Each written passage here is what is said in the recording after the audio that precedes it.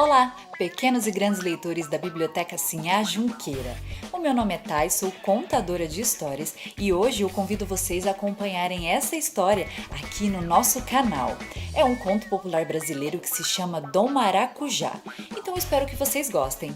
Beijos e boa história! Uma vez, uma família.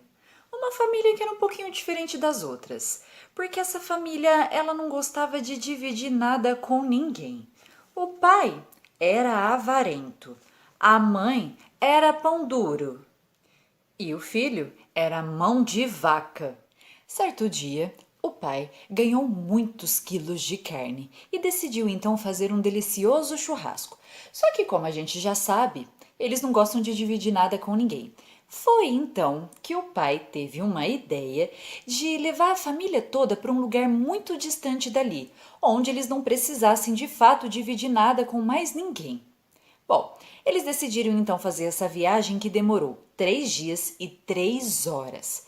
Quando chegaram lá no meio do deserto, pensaram bem, né? Porque no meio do deserto é difícil encontrar alguém.